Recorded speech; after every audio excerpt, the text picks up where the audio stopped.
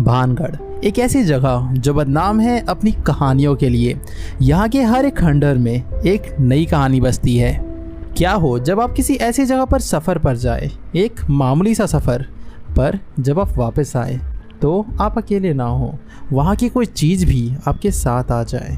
तो अगर आप भी ऐसी जगह पर घूमना पसंद करते हैं तो आज की यह कहानी सुनने के बाद वहाँ की कोई चीज़ उठाने से पहले आप दो बार ज़रूर सोचेंगे।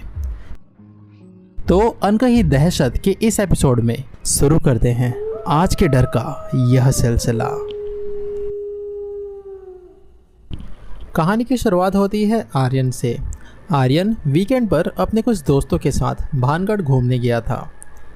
कहना कोई सही शब्द नहीं होगा, यहाँ एक्सप्लोर एक ज़्यादा अच्छा शब्द है, क्योंकि आर्यन को भूतों पर नहीं बल्कि प्राचीन, ऐतिहासिक और एंटिक चीज़ों पर दिलचस्पी थी, और उसकी यही दिलचस्पी इस बार उसे भानगढ़ खींच लाई थी।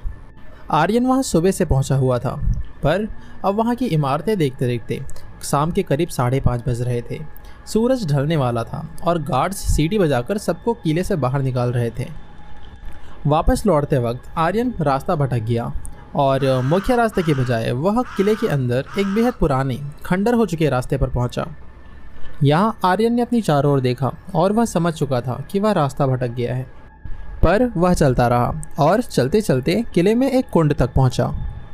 वैसे तो वह कुंड सूख चुका था, पर वहाँ काफ़ी सारे छोटे छोटे पत्थर रखे हुए थे। अब उन्हीं पत्थरों के बीच आर्यन की नज़र एक अजीब से काले पत्थर पर पड़ी। वह पत्थर बिल्कुल गोल था और उस पर कुछ बेहद बारीक प्राचीन नक्काशी बनी हुई थी। इस वक्त एक इतिहासकार की उत्सुकता में उसे लगा कि उसने 16वीं सदी की कोई बेहद ही बेशकीमती चीज़ खोज निकाली है। तो उसने वो पत्थर उठाया, अपने बैग में डाला और वापस भटकना शुरू किया। कुछ टाइम भटकने के बाद उसे मेन गेट का रास्ता मिल गया। अब आर्यन वापस दिल्ली आ चुका था और वह अपने पिछले सफ़र से काफ़ी खुश था, क्योंकि उसे यह लग रहा था कि उसे वहाँ एक एंटिक पीस मिल गया। यहाँ अपने कमरे में बैठकर आर्यन उस गोल पत्थर को देख रहा था।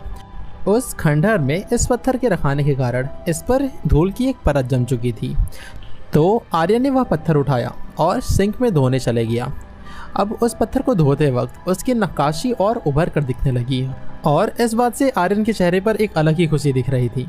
पर इस खुशी में वह यह भूल गया कि वह पत्थर कुछ ज़्यादा ही गोल था और धोते वक्त आर्यन के हाथ से वह पत्थर फिसलकर नीचे गिर गया। अब आर्यन ने वापस वह पत्थर उठाया और उठाकर अपनी बेड के साइड में एक टेबल में रख दिया।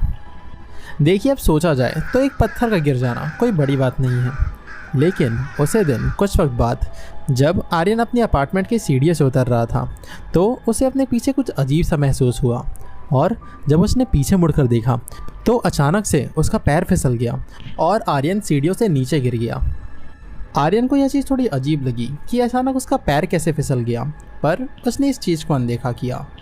अगली रात आर्यन को अपनी फ्लैट में कुछ अजीब सा महसूस हो रहा था। वहाँ की हवा भारी हो चुकी थी। वह अपनी बिस्तर पर बैठकर एक किताब पढ़ रहा था और भानगढ़ का वह पत्थर अभी भी उसके बेड के साइड पर ही रखा हुआ था। यहाँ रात को सोते वक्त आर्यन से गलती से वह किताब उस पत्थर के ऊपर रखा गई और किताब पत्थर पर रख कर ही आर्यन सो गया। रात के करीब 3:15 बज रहे थे।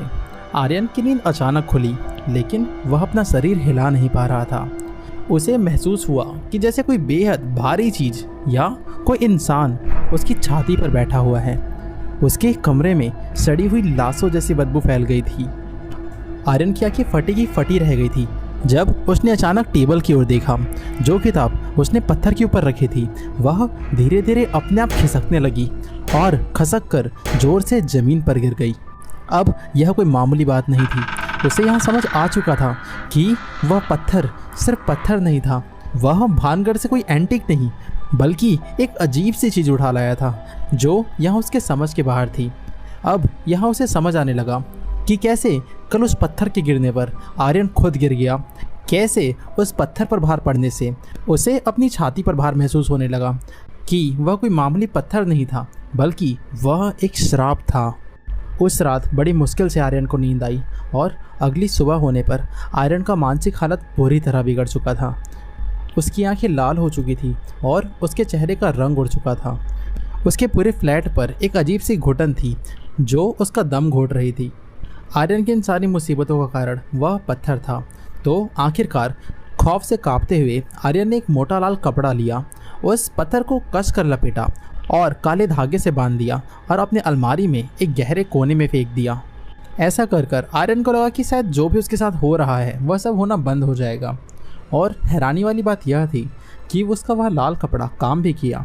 उस पूरे दिन आर्यन के साथ कुछ भी नहीं हुआ, पर यह शांति केवल दिन में ही चली।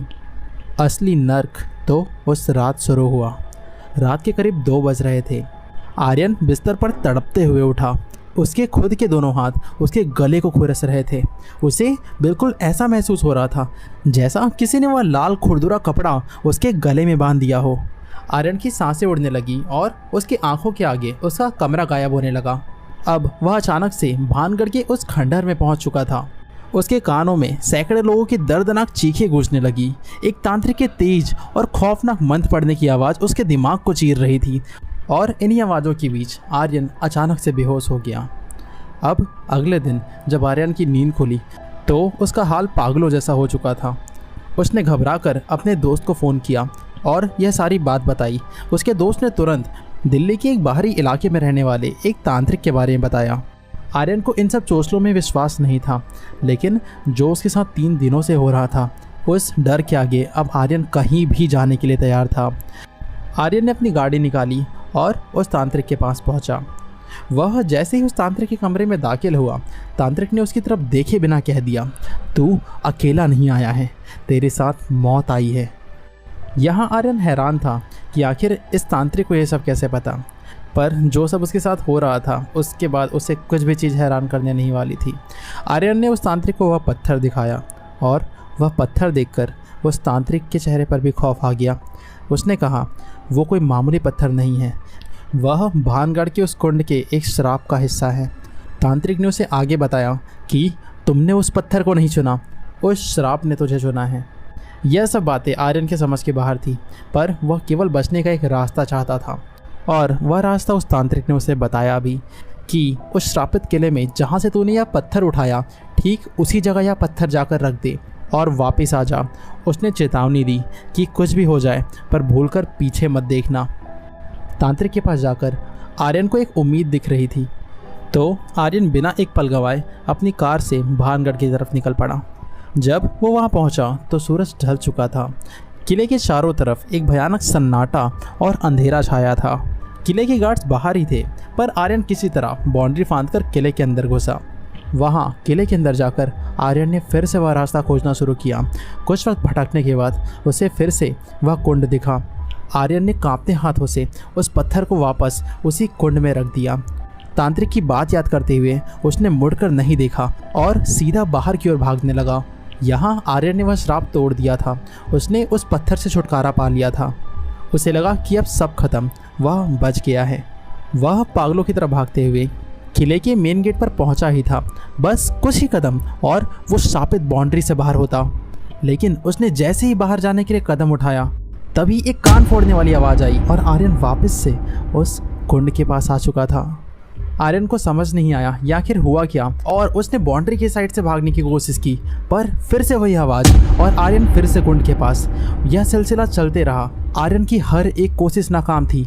वह जो भी कर ले, लेकिन वह किले की चौखट पार कर ही नहीं पा रहा था।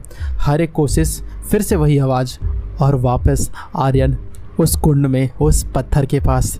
अब यहाँ आर्यन हार मानकर उस कुंड के पास बैठ गया था और तभी उसे उस तांत्रिक की बात याद आई कि श्राप आर्यन के पीछे दिल्ली तक नहीं आया था, बल्कि उस पत्थर ने आर्यन को एक चारे की तरह इस्तेमाल किया ताकि वह उस भानगढ़ के किले के भीतर वापस आए और हमेशा के लिए उसका एक हिस्सा बनकर रह जाए।